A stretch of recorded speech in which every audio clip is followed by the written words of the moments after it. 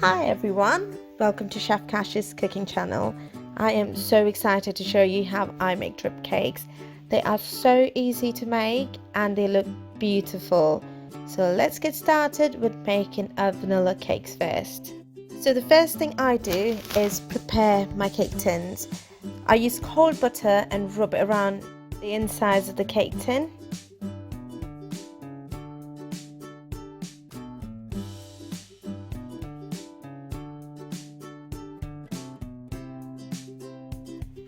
Add some flour and spread it around the cake tin.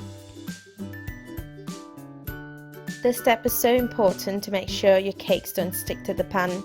You can use baking paper if you want, but I don't do it. Then tap your cake tins to get rid of all the extra flour. I'm making 6 cake layers and I've prepared 2 cake tins. That's because I only have 2 6-inch cake tins. If you have 6 cake tins, good for you. You can make your cakes a lot quicker. Let's get our dry ingredients together. It's really important to sift your dry ingredients. I'm going to start with plain flour. All of the quantities are listed in the description. Add your sugar. You can use caster sugar or granulated sugar. It makes no difference to this recipe. Then add your salt, baking soda and baking powder and sift it all in one big bowl.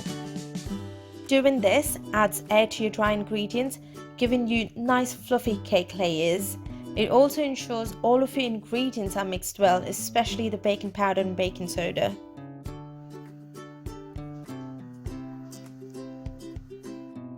Give it a good whisk and set it aside, and grab a clean bowl for your wet ingredients.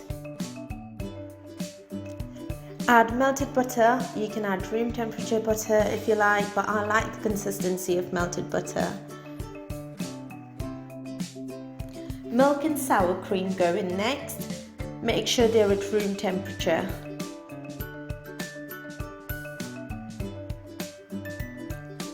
Then add your eggs in.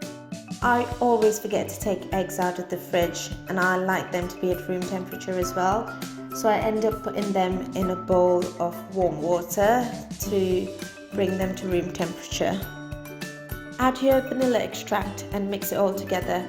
Make sure your egg yolks are well incorporated. You don't want an egg yolk baked in your cake.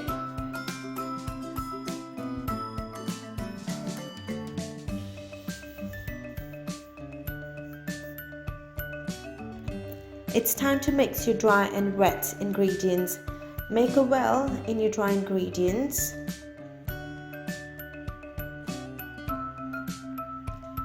And pour all your wet ingredients in. Don't worry about the lumps you see. When you mix it with the flour, they'll go away. Use a whisk or spatula to scrape down the sides and bottom of the bowl and mix until just combined. It took me about 30 to 45 seconds. It's very easy to overmix your batter. That'll activate the gluten in your flour and make your cake layers dense, and you don't want that. Evenly distribute your cake batter in your cake tins. That's about 280 grams of batter in each. Have you noticed the cake strips around my cake tins? They give you perfectly even layers. If you don't have them, watch my tutorial on how you can make them at home. Bake your cakes at 170 degrees Celsius for 25 minutes. Now my cake's in the oven, I'm going to start on my buttercream. Add room temperature butter to your mixing bowl. I'm using a stand mixer. If you don't have one, you can use a hand mixer. Cutting your butter into smaller cubes makes it a lot easier to mix. I'm making a lot of buttercream to make sure there's enough for my tall cake. Whisk your butter on low speed for about 3 to 4 minutes until it's pale and fluffy.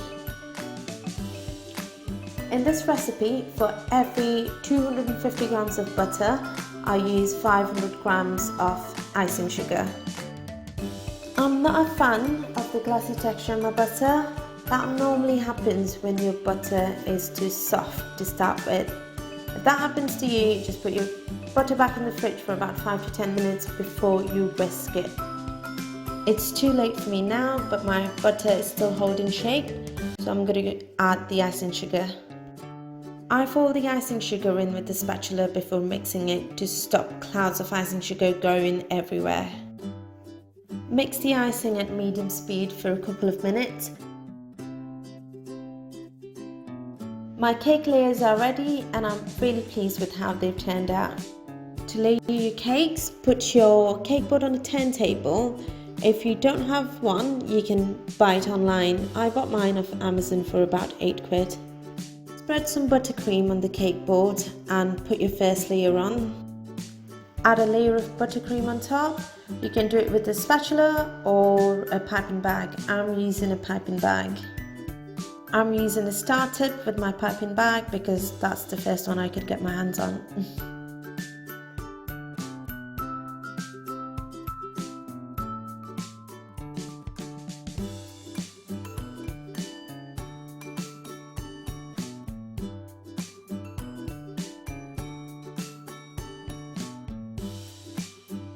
Go over the icing with the spatula.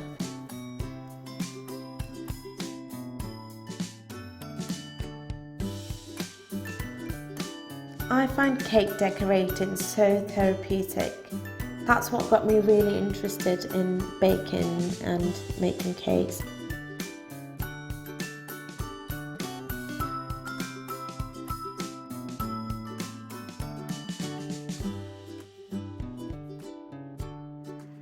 I'm adding a thin layer of strawberry jam on my buttercream. I like jam with vanilla cakes. If you don't like jam, you can skip the step. If you notice, I'm not going right to the edge of the cake with the jam. It's just because when I add the next layer on, I don't want the jam to spill out.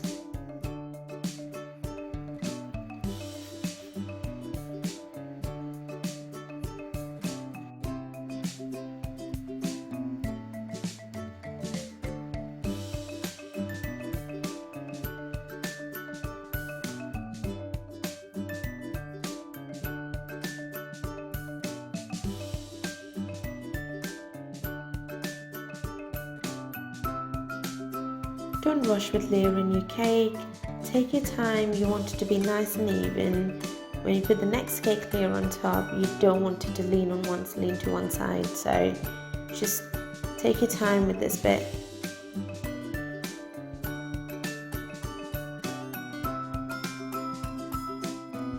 Then layering my cake, I put flatter side down.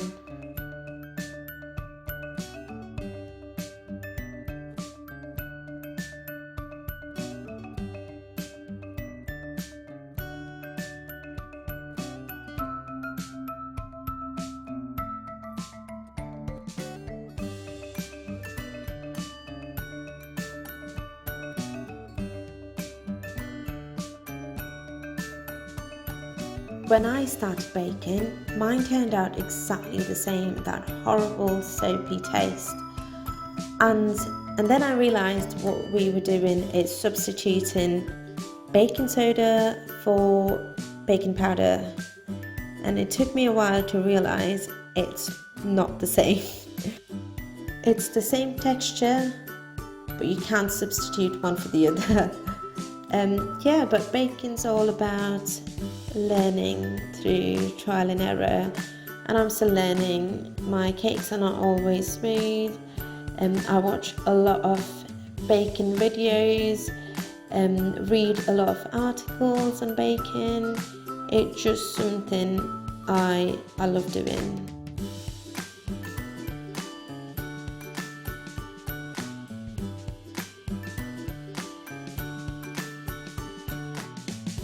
And that's the last layer going on. Gently pushing down on the cake will help the layers settle and sit well together. With making a tall cake, it's important you hold it together so it doesn't collapse. I use a cake dowel. Cut the dowel to match the height of the cake and then stick it into the center of the cake.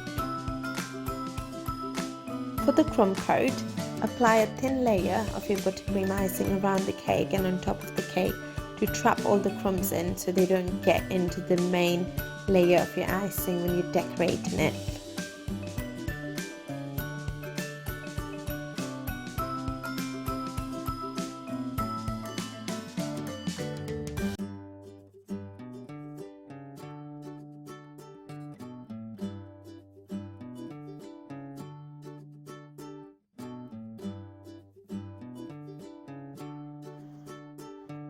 Chill your cake in the fridge for about 20 minutes before you start decorating it.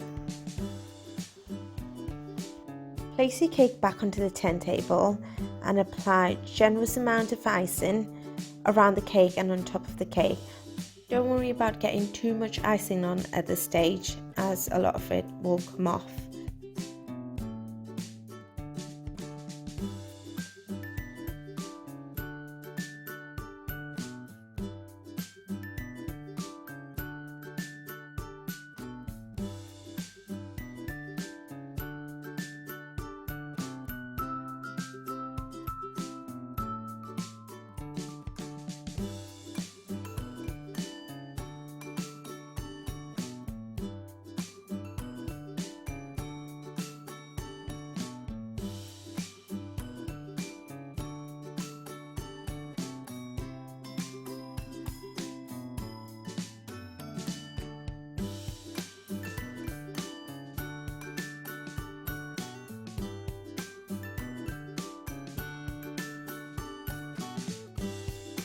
Rest your cake scraper on the turntable against the cake. Hold your scraper in place and just turn the table. You'll have to go around the cake a few times to get a very smooth icing layer. If you see any gaps in your icing, just use a spatula to fill them in and then use your cake scraper again. Now if you see with my cake, I can see there's lots of air pockets in there and lots of gaps. So I just kept filling them in. I was doing this cake at 3 in the morning, so I just gave up. But if I kept going around the cake, it'd be a lot smoother and you wouldn't see the gaps you can see in my icing now.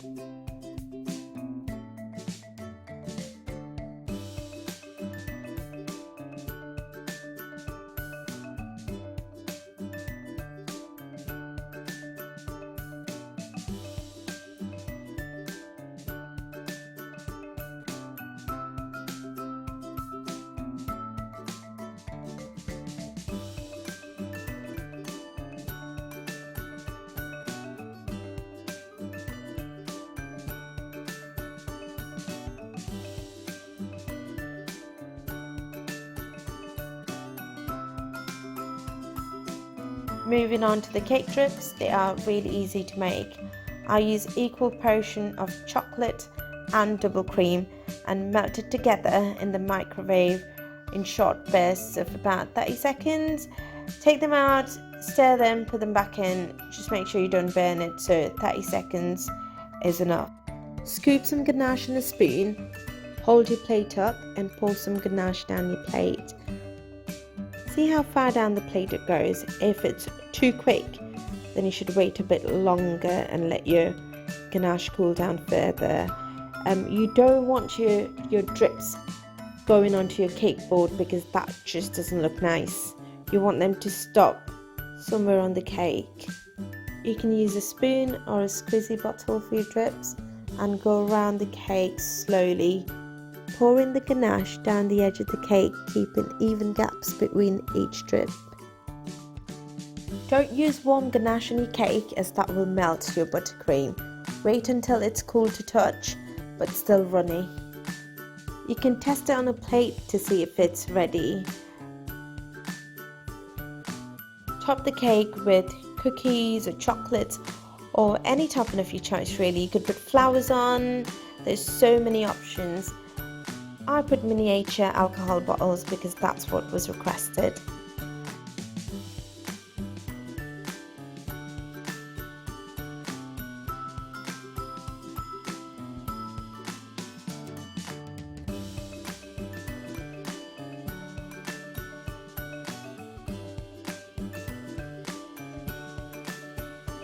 I added some chocolate strawberries on top. I love chocolate strawberries, they are so lush. I make them myself, and if you want to learn how to make chocolate dipped strawberries, make sure you subscribe to our channel and turn on your notifications, because I'm going to put a tutorial up shortly. I've painted my drips gold. If you want to colour your drips, you can add shell food colouring straight to your chocolate ganache. I've just realised I haven't really introduced myself.